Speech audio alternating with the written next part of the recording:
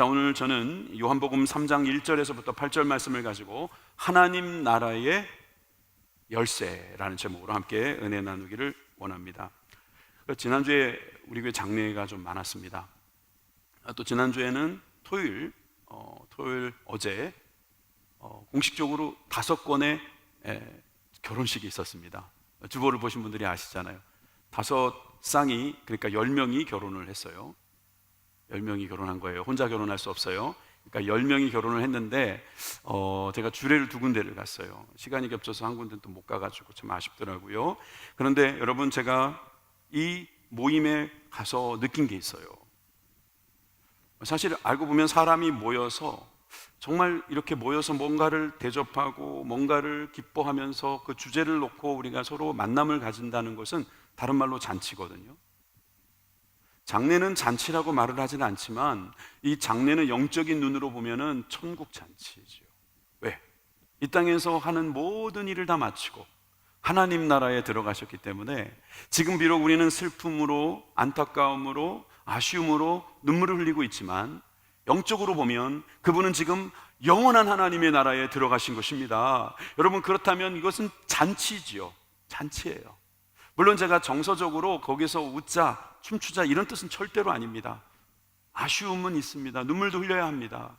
애통하는 마음이 있어야 합니다. 그렇지만 우리가 영의 눈이 열려서 정말 더 좋은 곳으로 갔구나. 여러분, 그러면 잔치죠. 결혼식이 있었습니다. 여기 결혼식 관계자들도 많이 계시는데 결혼식 잔치죠. 여러분, 공식적으로 이보다 더 좋은 잔치는 없습니다.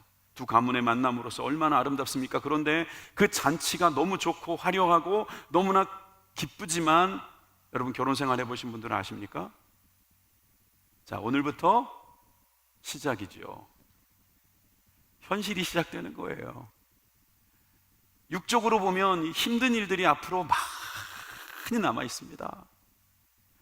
장례식은 도리어 영적으로 보면 기가 막힌 일들이 열려 있는 거고요. 제가 2가지를 다 한 자리에 놓을 수 없지만, 한 자리에서 같이 비교할 수는 없지만, 우리가 그리스도의 신부라면 장례식도 우리가 그리스도의 신부로 들어가는 입구라고 할 수 있고, 또 결혼식도 우리 두 사람이 그리스도와 교회를 이루어가는 일에 입구로 들어갔다, 이렇게 볼 수 있습니다. 다 잔치라고 저는 생각을 하죠. 이 공통되는 이 잔치에서 사람들은 참 좋은 일들이 많이 있기를 바랍니다. 오늘 서론이 약간 좀 길 것 같은데요, 제가 2부 때 이 이야기를 했더니 꽤 웃어주시더라고요. 민원인이 있었습니다. 동사무소를 갔어요. 요즘에는 민원 주민센터라고 부른답니다. 제가 잘 안 가봐가지고. 주민센터에 가게 되면 앉아있는 공무원들이 있는데 그 중에 아주 젊은 친구들이 있을 수 있어요. 공익요원이랍니다. 공익요원은 군복무를 그걸로 대신하는 친구들입니다. 젊은 친구들이죠. 일이 좀 낯설 수 있고 손에 안 익을 수 있습니다. 공익요원이 앉아있는데 어디에 앉아있냐면은 사망신고 접수하는 곳에 앉아있는 겁니다. 그래서 사망신고 접수를 하고 있던 공익요원이 그 민원인이 오자마자 이렇게 묻습니다. 본인이신가요? 이 친구가 뭘 헷갈린 거죠. 그랬더니 민원인이 깜짝 놀라서 이렇게 묻습니다. 꼭 본인이 와야 되나요? 여러분들이 웃어주셨으니까 하나만 더 해도 될까요? 뉴욕에서 코미디언 한 사람이 죽었는데 죽기 전에 이렇게 유언을 남겼답니다. 내 시신을 대학교에 기증해 주세요. 특별히 하버드대에 꼭 보내주세요. 꼭 그래야 될 이유가 있나요? 그랬더니 코미디언이 하는 말이, 저희 어머니의 평생 소원이 제가 하버드 대학에 가는 건데 이렇게밖에는 갈 수가 없습니다. 사실 이 죽음을 놓고 이런 농담하기가 쉽지 않죠. 그런데 왜 우리가 이런 농담을 하고도 웃었냐면은 이 죽음 이후에 우리는 또 다른 세계가 있다는 것을 믿기 때문입니다.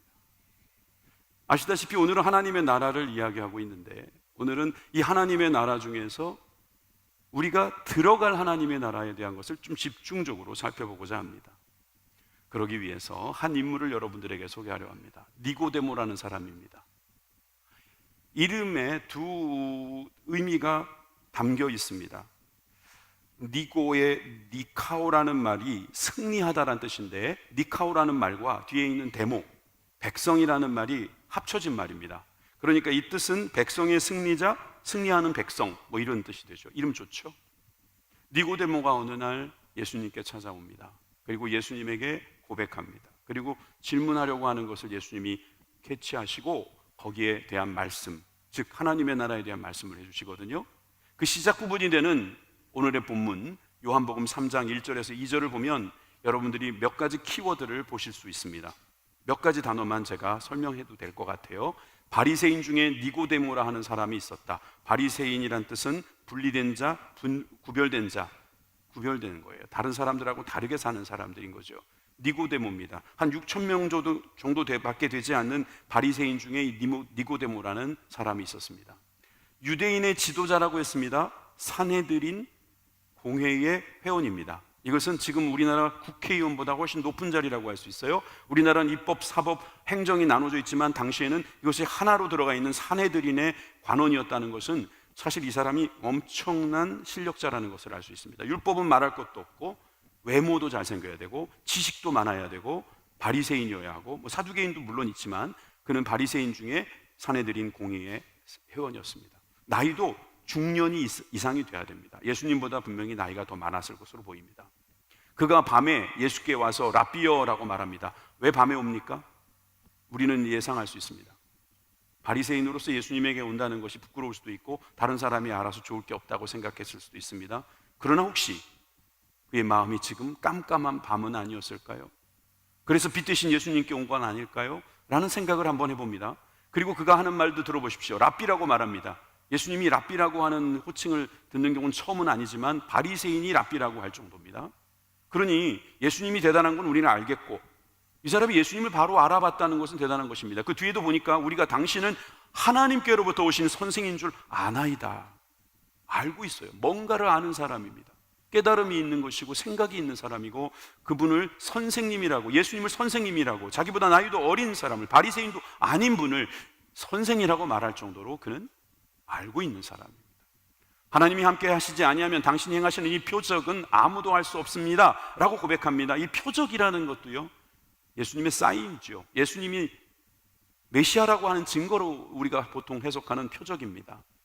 2장 11절, 요한복음 2장 11절 바로 앞장에 나와 있는 물로 포도주로 바꾼 첫 번째 표적, 이 표적을 들었는지 아니면 다른 표적을 들었는지 모르겠어요. 그가 예수님을 알고 있습니다. 예수님을 표적을 이야기합니다. 표적의 가장 큰 의미는 바로 예수님이 메시아, 그리스도라고 하는 사실을 증거하는 겁니다. 자, 쉽게 말해서 니고데모는 예수님에게 찾아온 아주 특별한 인물이었다.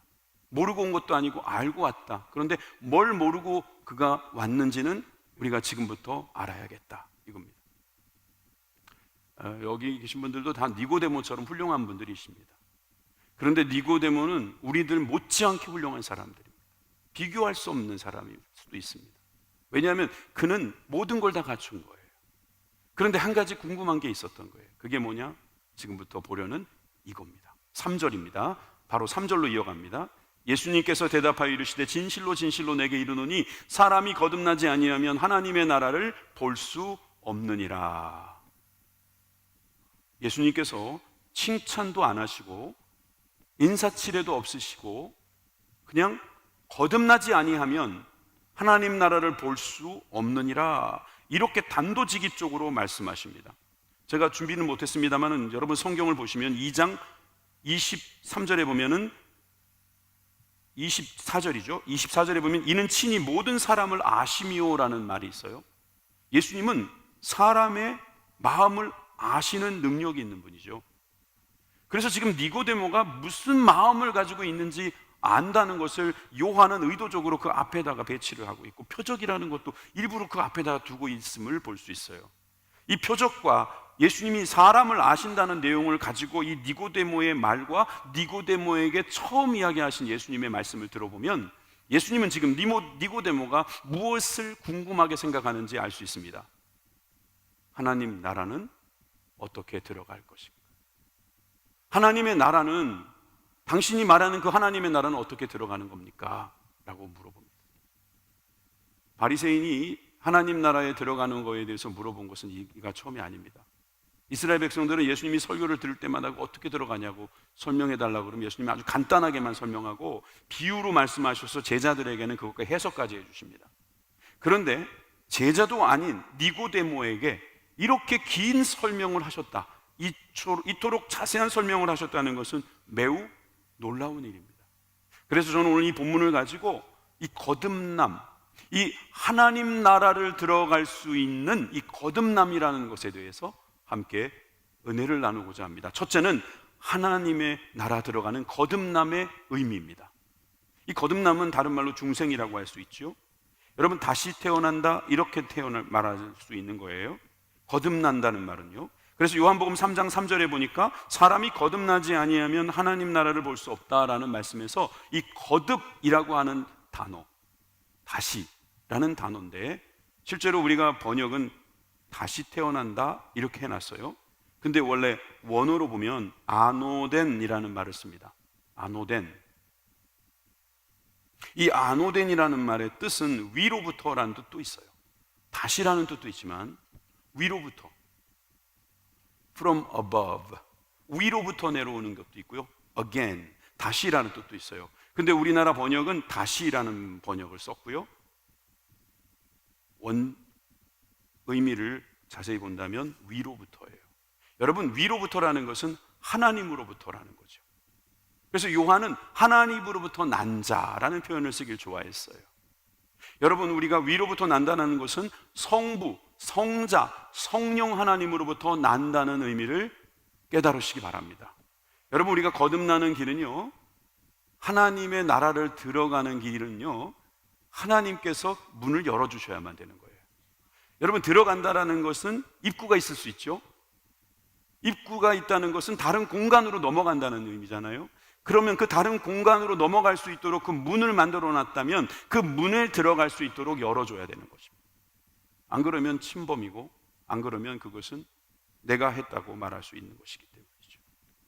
그래서 위로부터 난다, 이 말은 하나님으로부터 난다라는 뜻으로 성부 하나님께서 주도하신다라고 하는 것을 알 수 있어요. 여러분들의 구원은, 여러분들이 하나님 나라에 들어가는 것은 하나님께서 하시는 일입니다. 믿으시면 아멘 하십시다.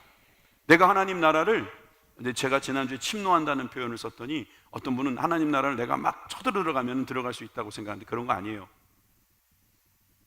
하나님께서 우리에게 오시는 걸 말하는 거고요, 두 나라의 충돌을 저는 이야기한 거였어요. 그러니까 여러분, 다시 말해서 하나님께서 허용하시는 거, 이거 아니면 안 되는 겁니다. 그리고 성자 예수님이 도와주셔야 합니다. 성자 예수님은 고린도후서 5장 17절에 이렇게 표현되어 있습니다. 누구든지 그리스도 안에 있으면 새로운 피조물이라. 이전 것은 지나갔으니 보라, 새 것이 되었도다. 저 새로운 피조물이 뭐예요? 거듭났다는 거예요. 거듭남이에요. 이 거듭남이라고 하는 단어는요, 성경에 곳곳에 나와 있어요. 신약만 보더라도요, 에베소서, 사도 바울이 한 말이겠죠. 죽었던 자를 살리셨다, 이런 뜻으로 사용했고요. 야고보서에는요 1장 18절에 진리의 말씀으로 우리를 낳았다라고 했고요. 베드로전서에서는요 너희가 거듭난 것이 썩지 아니한 것으로 된 것이다라고 말했습니다. 여러분, 예수님의 제자들은 거듭났다라는 말을 깨달았습니다. 거듭났다라는 것은 다시 태어나는 것뿐만 아니라 새로워진다는 것을 알았고, 위로부터 난 것임에 틀림이 없다는 것을 그들은 깨달았던 겁니다. 그리고 우리도 그것을 알아야 됩니다. 예수님께서 새로운 피조물로 우리를 인도하시는 역할을 하셨다는 겁니다. 그 설명 구체적으로 조금 있다가 드리도록 하겠습니다. 또 이제 성부, 성자, 성령님이 남았죠. 성령님을 보시면 요한복음 3장 5절, 오늘 본문에도 나와 있지만 물과 성령으로 나지 아니하면 하나님 나라에 들어갈 수 없느니라. 여러분, 성령님이 없이는 깨닫지 못합니다. 성령님이 없이는 믿지 못합니다. 성령님께서 도와주셔야만 됩니다. 하나님도 믿습니다. 예수님도 믿습니다. 그런데 예수님도 믿는데 그 말에 성령님은 안 믿습니다, 이런 말이 있을 수 없어요. 왜냐하면 하나님을 믿고 예수님을 믿는 그 믿음 안에 성령님께서 역사해 주셨기 때문에 이미 성령님이 일하신 줄 믿으시기 바랍니다. 물과 성령으로 거듭난다, 성령으로 난다 이렇게 했어요. 그리고 3절의 표현은 거듭난다 이랬어요. 물과 성령으로 나는 것이 거듭나는 것이구나, 이렇게 생각할 수 있어요. 성령은 알겠는데 그럼 물은 뭐야? 물은 그러면 회개인가? 예, 그렇게 해석하는 분들도 있습니다. 우리가 회개하면 그 회개를 주님께서 받아주시고 성령의 감동으로 우리가 거듭난다, 그런 해석도 가능은 합니다. 그런데 대부분의 해석은 이렇습니다. 이 물은 예수님의 피일 것이다. 피의 주성분은 물이거든요. 그리고 예수님이다, 이 말입니다. 예수님께서 세례를 받으셨거든요. 예수님께서 공생애를 시작하시면서 내가 그리스도다라고 하는 것을 온 천하에 드러내는 일에 주님께서 물을 쓰신 것을 기억한다면 예수님과 성령으로 우리가 날 때에 거듭난다는 겁니다. 이게 약간 강의식으로 가니까 제가 여러분들에게 좀 동기부여를 해드릴게요. 여러분, 지금 누군가가 사랑하는 분이 여기서 지금 돌아가시기 직전입니다. 이분에게 복음을 전하고 싶어요. 당신이 지금 하나님 나라에 들어갈 수 있다는 것을 소개하고 싶어요. 목사님께 전화했더니 지금 오시기 힘들대요. 그럼 어떡하실 거예요? 예수님을 지금 하루 이틀 다니신 게 아니잖아요. 여러분들은 지금 임명도 받은 게 몇 가지가 있잖아요. 그러면 목사님이 없더라도, 급해서 못 오더라도 여러분들이 복음을 제시하고 그들에게 하나님 나라를 소개할 수 있어야 되지 않겠어요? 어떻게 하실 거예요? 만약에 여러분들이 주일마다 나와가지고 일요일마다 나가서 무슨 일을 하셨으면요, 지금 너무 잘하고 계실 거예요.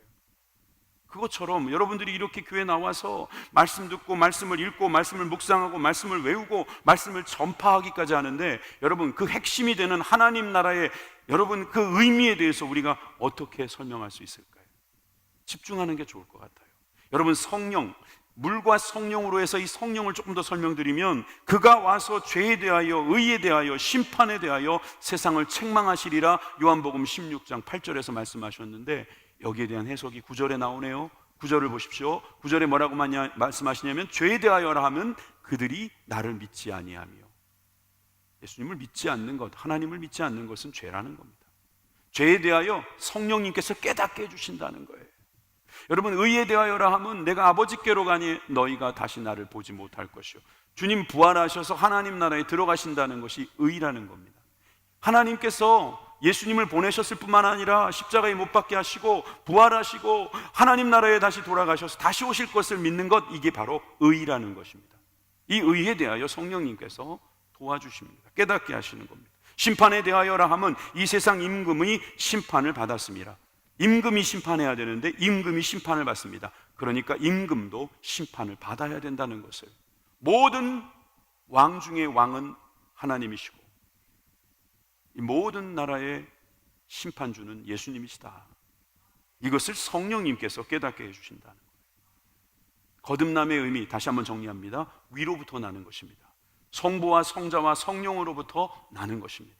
성부는 들어오게 하시고 성자는 도와주시고 성령은 깨닫게 하십니다. 가르쳐 주시고 책망해 주십니다. 그래서 우리가 서로 기도하고 우리가 서로 함께 모여 이렇게 하나님 나라를 들어가고 있는 가운데 있는 것입니다. 두 번째, 거듭남의 필요. 거듭남의 필요에 대해서도 우리가 이야기해야 되는 이유는, 오늘 본문이 그 말씀을 하고 있어요. 왜 우리가 거듭나야 합니까? 왜 우리가 굳이 거듭나야 합니까? 예, 하나님 나라를 볼 수 있기 때문입니다. 3절입니다. 거듭나지 아니하면 하나님의 나라를 볼 수 없느니라. 이 본다라는 말은 눈으로 본다라는 뜻이 아니에요. 여러분, 눈으로 본다는 뜻은 다른 단어를 쓸 수 있어요. 도리어 이 호라오라고 쓰는 이 볼 수 있다라는 말은요, 본다라는 뜻도 있지만 경험하다, 인식하다, 식별하다라는 의미가 더 많이 들어있고 더 많은 용례가 있습니다. 하나님 나라를 들어간다, 하나님 나라를 경험한다는 말이죠. 하나님 나라를 인식하고 식별할 수 있다는 것이죠. 하나님의 나라를 그저 밑에서 바라보고 내 눈으로 봤다가 아닌 거죠. 이것은 경험되는 나라는 것이죠. 지난주에 우리가 로마서 14장 17절에도 하나님의 나라는 먹고 마시는 데 있지 않고 성령 안에서 의와 평강과 희락이라고 말했습니다. 하나님께서 우리가 이 땅에서 살아가는 동안에 볼 수 있게 하시는 나라, 다시 말해서 경험되게 하시는 나라가 있다는 것입니다. 믿으시면 아멘 하십시다. 거듭나지 않으면요, 이것을 경험하지 못할 뿐만 아니라 문제가 있는데, 세 가지 단절이 일어납니다. 세 가지 단절. 첫째의 단절은요, 생명의 단절입니다. 우리의 육신이 죽는 이야기를 하는 것이 아닙니다. 우리의 영혼이 죽는다는 것입니다. 육신은 누구나 죽습니다. 예수님 믿어도 죽습니다. 그런데 영혼이 죽지 않는다고 말씀하시는 거예요. 이 말은 영혼이 사라진다는 뜻이 아니라, 사라지지 않는다는 뜻이 아니라, 예수님 안 믿어도요, 영혼은 사라지지 않는 것이 성경의 의미가 있어요. 성경에서 가르치고 있어요. 영벌이라는 말을 들어보셨나요? 지옥, 영벌, 영생, 천국에서 사는 걸 영생, 지옥에서 사는 것은 영벌. 어차피 영혼은 둘 다 영원히 존재하는 것인데, 여러분, 그것을 가르쳐주는 성경에서는 여러분 이렇게 말씀하고 있습니다. 주님께서 우리가 언젠가는 끊어질 수 있는 위기 가운데 있을 때 그 위기는 바로 죄 때문이다라고 하는 거예요. 이 죄에 대한 이야기는 성경의 주된 이야기죠. 로마서 5장 12절 말씀을 다 같이 읽겠습니다. 시작. 그러므로 한 사람으로 말미암아 죄가 세상에 들어오고 죄로 말미암아 사망이 들어왔나니 이와 같이 모든 사람이 죄를 지었으므로 사망이 모든 사람에게 이르렀느니라. 아담이 한 사람이죠. 그 아담의 죄가 계속해서 우리들에게 전해오면서 모든 사람이 죄를 지었다. 로마서 6장 23절에 죄의 삭은 사망이다. 끊어진 것이다. 죄는 결국 우리의 생명을 통해서 갚아야 된다, 이 말입니다. 자, 이 대목에서 어떤 분들은 에이, 그런 게 어딨어, 그런 거 없어. 여러분, 그런 거 없다고 생각하시는 분들은요, 이 생명의 의미를 잘 모르시고 하시는 말씀이에요. 생명은 항상 어딘가에 연결되어 있을 때 있는 거예요. 여러분, 그래서 우리가 목숨이 끊어졌다 그러죠. 왜 끊어진 거예요? 어디하고 끊어진 건데요? 어떤 사람은 뇌가 살아있는데 다른 기능이 막 없어가지고 그런 분들도 있잖아요.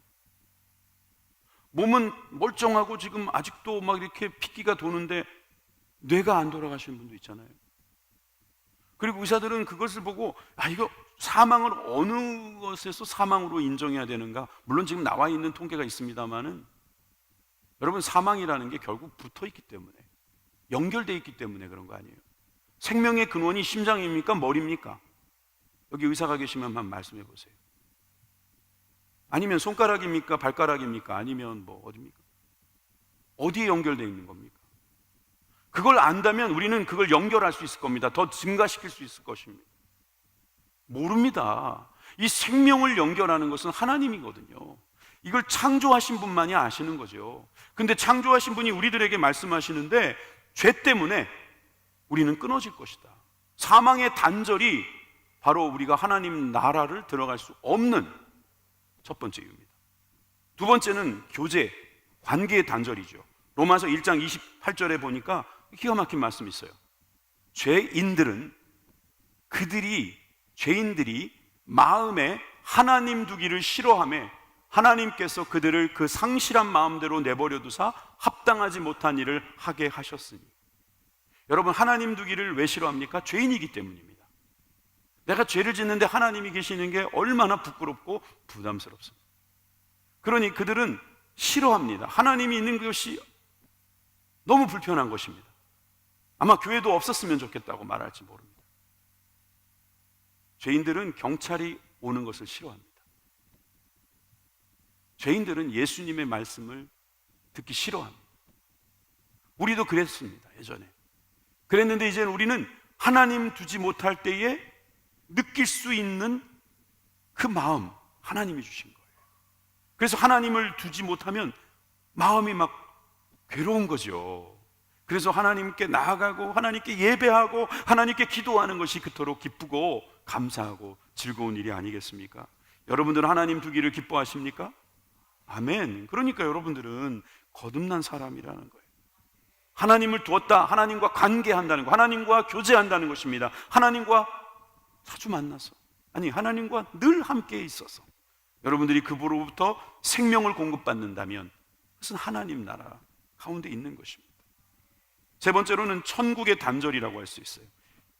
고린도전서 15장 50절 말씀입니다. 형제들아, 내가 이것을 말하노니 혈과 육은 하나님 나라를 이어받을 수 없고 또한 썩는 것은 썩지 아니한 것을 유업으로 받지 못하느니라. 여러분, 혈과 육은 그냥 땅에 묻히는 거예요. 혈과 육은 이 땅에서 끝나는 거예요. 하나님 나라를 이어받을 수 없어요.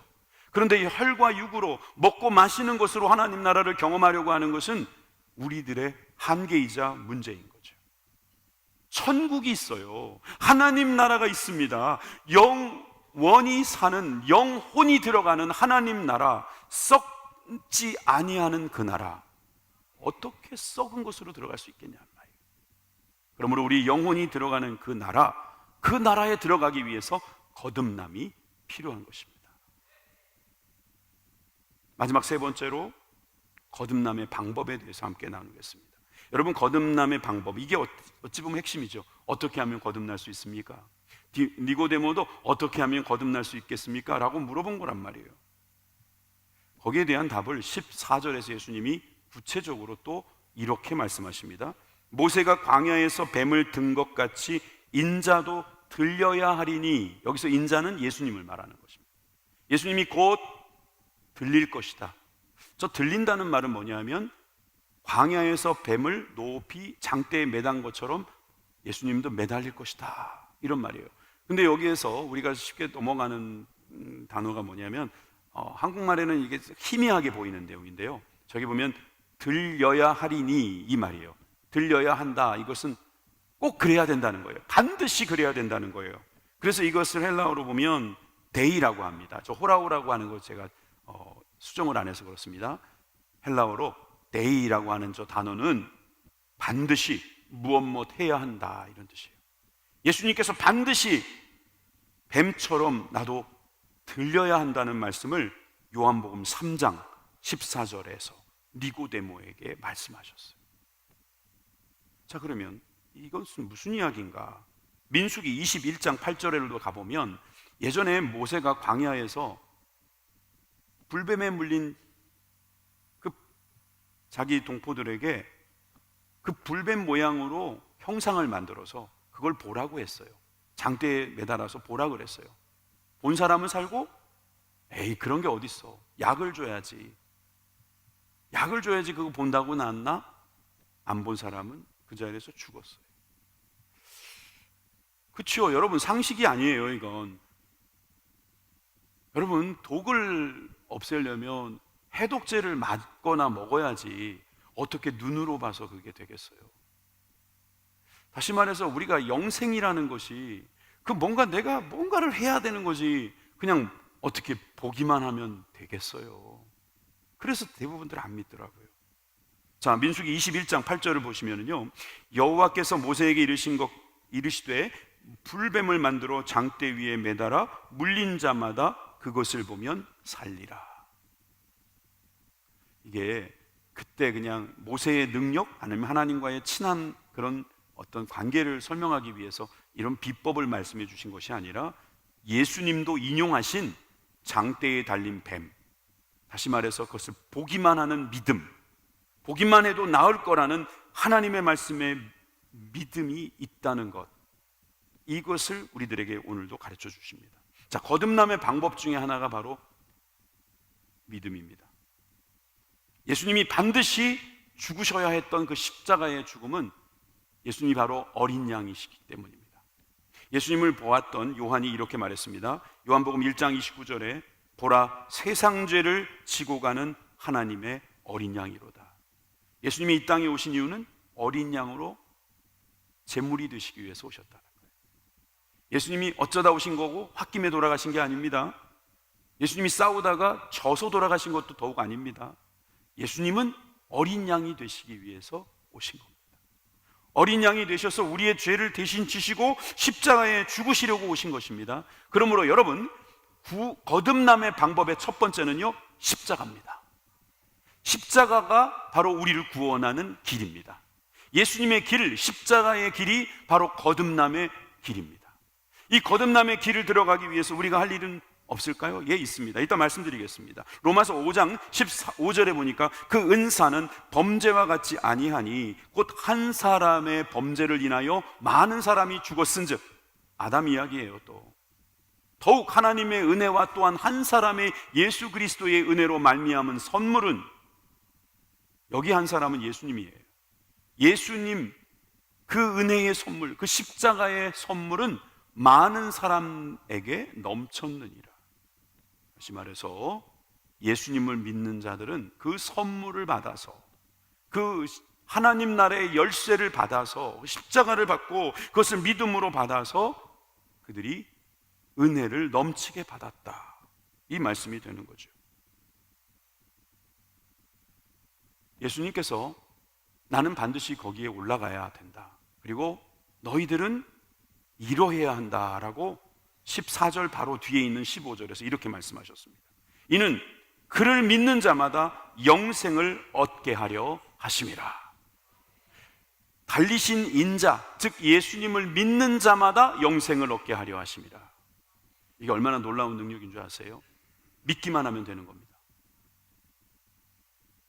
평생 예수님 모르고 살다가 마지막 순간에 깨달았어요. 죽을 때가 되니까 정말 깨달은 거예요. 와, 이게 아니었구나. 당연히 그 깨달음이라도 있으면 이건 너무나 기가 막힌 은혜예요. 그 깨달음은 성령님이 주신 거예요. 근데 만약에 율법적으로 뭘 해야 된다 그러면, 예를 들어 교회 가서 직분도 받아야 되고 헌금도 얼마를 해야 되고 그 죄에 대해서 용서를 받기 위해서 어떤 수련과 어떤 고통을 감내해야 된다고 했다면 그 사람은 고통 중에 죽을 것입니다. 구원은 고사하고 더 큰 고통을 받으면서 죽을 겁니다. 그런데 우리는 돌아가시기 직전에 계신 분도 찾아가서 예수님을 믿으세요. 믿기만 하면 구원을 받을 수 있어요. 여러분, 이건 은혜가 아니고선 설명이 안 되는 거예요. 이런 건 사람의 머리에서 나오는 상상력으로 할 수 있는 이야기가 아니에요. 우리가 이렇게 교회에 나와서 계속 말씀을 들으면서도 이것에 놀라는 이유는, 이건 사람의 방법이 아니에요. 하나님의 방법이에요. 하나님께서 십자가를 우리에게 주시고 우리에게 그걸 보기만 하면, 믿기만 하면 구원을 받을 수 있다. 누구에게나 열려 있어요. 가난한 자나 부한 자나 병든 자나 건강한 자나 나이 많은 자나 어린 자나 혈통에 관계없이, 피부색에 관계없이 주님은 우리를 구원하기를 원하셔서 누구나 할 수 있는 것, 믿으라는 거예요. 믿는다는 거, 이거는 우리가 할 수 있는 일입니다. 마태복음 7장 21절을 보면 여러분들이 이런 설명을 듣고 싶을 거예요. 아니, 저기 보니까 천국에 들어가는 방법이 하나님 아버지의 뜻대로 행하는 자라야 들어간다는데, 이건 뭡니까? 이건 율법 이야기 아닙니까? 아버지의 뜻대로 한다는 건 아버지께서 우리에게 주신 법을 지키라는 이야기인데, 주여 주여 하는 자마다 가는 게 아니라 아버지의 뜻대로 한다 그러면 전 틀렸네요. 이건 어떻게 봅니까? 여러분, 아버지의 뜻이라는 말이 성경에서는 어떻게 나와 있을까요? 우리가 생각하는 아버지의 뜻, 우리가 맘대로 해석하지 마시고요, 성경에 나와 있는 아버지의 뜻, 즉 하나님의 뜻이 뭐냐고요. 그것을 여러분들이 찾아보시라는 거예요. 그것이 바로 여기에 있습니다. 요한복음 6장 39절에서 40절 말씀에, 여기만 있는 건 아닙니다. 몇 군데 더 있는데, 나를 보내신 이의 뜻은 내게 주신 자 중에 내가 하나도 잃어버리지 아니하고 마지막 날에 다시 살리는 이것이니라. 내 아버지의 뜻은 아들을 보고 믿는 자마다 영생을 얻는 이것이니 마지막 날에 내가 이를 다시 살리리라 하시니라. 믿으시면 아멘 하십시다. 아버지의 뜻은 아들을 보고, 즉 예수님을 보고 믿는 자만 영생을 얻는다. 그러므로 요한복음 14장 6절의 말씀도 이해가 됩니다. 예수께서 이르시되 내가 곧 길이요 진리요 생명이니 나로 말미암지 않고는 아버지께로 올 자가 없느니라. 하나님 나라에 들어가려면 길이고 진리고 생명 되신 예수님을 통해서만 들어갈 수 있다는 겁니다. 다른 방법은 없습니다. 다른 길이 없습니다. 없어야 합니다. 왜 이런 말이 있잖아요. 저는요 예수님 사랑하고요, 예수님 감사하고요, 예수님 믿기는 하는데요, 천국 가는 거는 확신이 안 서요. 천국은 잘 모르겠어요. 얘기 잘 들으셔야 됩니다. 여러분, 내 믿음으로 간다라고 할 때 착각하지 마세요. 내가 확신해야지 간다라는 말을 내 의지나 내 결단으로 간다고 보시면 큰일 납니다. 이건 율법이에요. 그렇게 되면 내가 했으니까 구원받았다고 하는 거 아닙니까? 내가 믿었으니까 구원받았다고 말하는 거 아니에요? 그게 아니라 우리가 믿을 수 있다라고 하는 근거는요, 성경에 그렇게 써 있기 때문입니다. 우리 찬송가에도 나오잖아요. 예수 사랑하심은 거룩하신 말일세 성경에 써 있네. 성경에 써 있잖아요. 여러분, 성경을 믿으셔야지 왜 여러분들의 의지를 믿냐고요? 나는 죄인이라서, 나는 지금도 참 생각이 더러워서 차마 거기엔 갈 수 없어요. 난 이런 분도 봤습니다. 저 사람이 천국 가면 저 천국 안 갑니다. 죄송합니다. 제 손가락이 여러분들 한 분에게 간 거 아닙니다. 천국 가면은 그냥 이렇게 막 날아다니고 하프 뜯고 막 이러고 다니는 거라면 저는 천국 안 갑니다. 저는 힙합을 좋아하거든요. 문화로 천국을 접근하면 안 돼요. 우리의 시각이나 우리의 인식의 한계에서 머물면 안 됩니다. 말씀에서부터 확신을 얻는 겁니다. 하나님이 그렇게 말씀하시면 그런 겁니다. 하나님께서 우리들에게 책임지시겠다고 말씀하신 것을 우리가 감히 어떻게 변개할 수 있으며 그걸 아니라고 말할 수 있겠습니까? 이런 마음이 들어옵니다. 성령님께서 감동을 주시니까. 여러분, 그런 사람은요, 예수님이 길이지. 맞아, 예수님이 길이지. 다른 사람이 길이면 큰일 나. 다른 게 길이면은 큰일 나. 예수님이 길이라서 다행이네.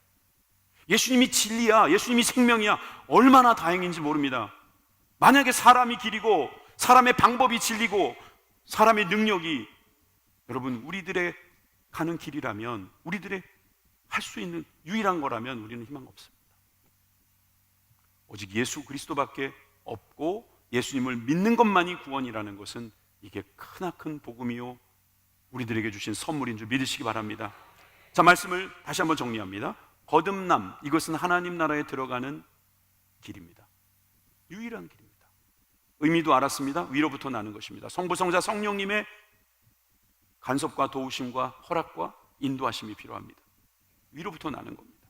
거듭남의 필요는 있습니다. 왜? 하나님 나라로 들어가려면 거듭나야 합니다. 근데 이 거듭남은 단절로부터 끊어지는 거예요. 단절에서부터 단절되는 것이죠. 다시 말해서 이 단절을 이제는 연결로 바꿔버리는 거예요. 하나님과 함께 되는 거예요. 생명이 연결되고 관계가 연결되고 천국과 연결되는 것을 이 거듭남, 하나님 나라에 들어가는 것이라고 말씀드릴 수 있습니다.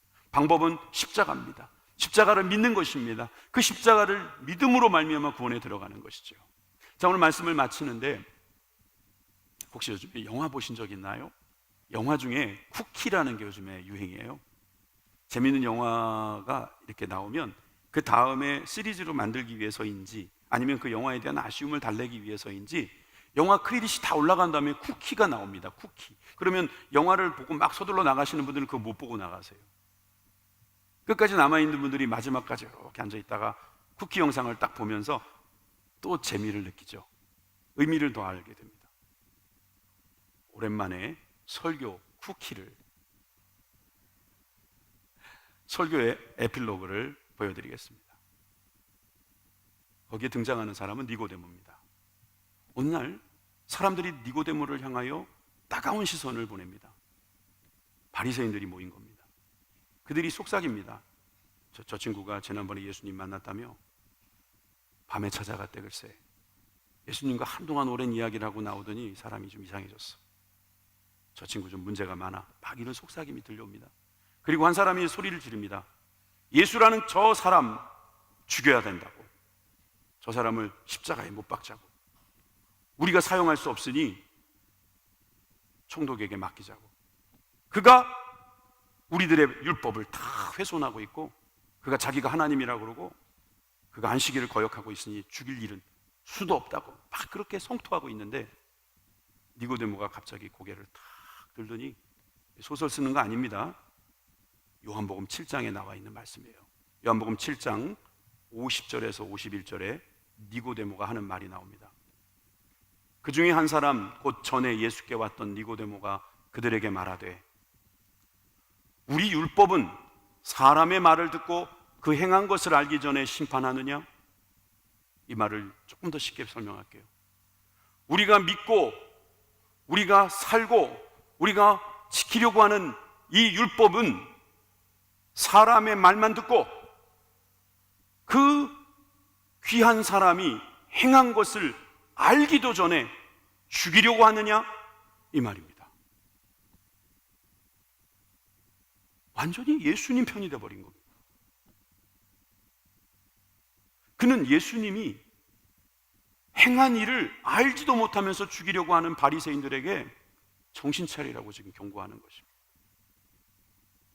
그가 어떻게 이렇게 변했을까요? 예수님이 길이고 진리고 생명이라는 것을 알았고, 예수님이 말씀하시는 하나님 나라야말로 모든 사람에게 열려있는 하나님이 주시는 생명의 길인 것을 깨달았기 때문입니다. 우리는 하나님 나라에 들어갈 것입니다. 그리고 이 땅에서도 그 하나님의 나라를 경험할 것입니다. 하나님 나라에 오신 여러분들을 축복합니다. 기도하겠습니다.